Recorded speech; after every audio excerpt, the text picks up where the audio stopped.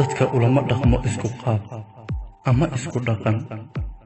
waayo xanuunkaba daawo keliya looma isticmaalo kala sii duwan dadka adiga si gaar ah ayaan kugula dhaqmaa qiimo ayaad ku leedahay agtayda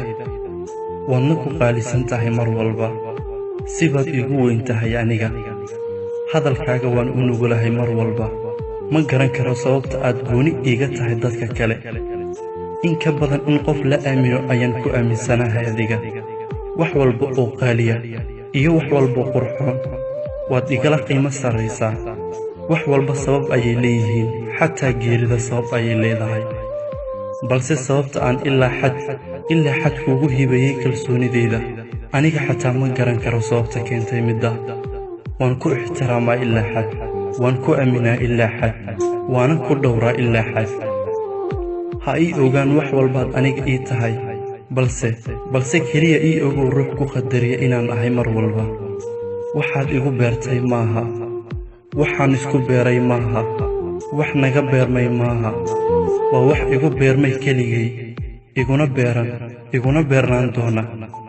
hadafkaygu maaha inaan ka mir dhaliyo sidaan rabo aniga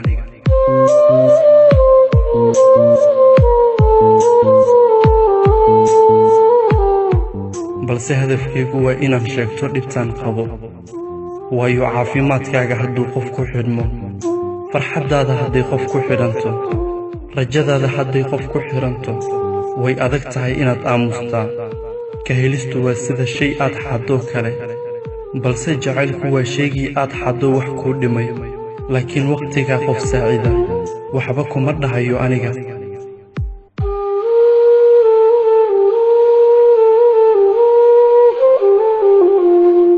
waxaan keliya kugula dardaarmayaa inaadan noqon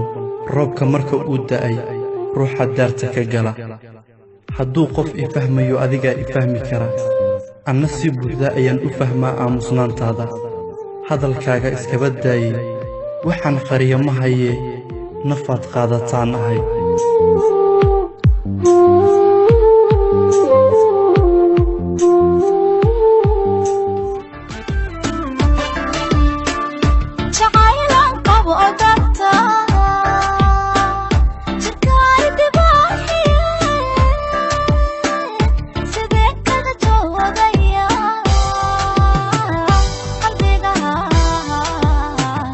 قلبي وامتحان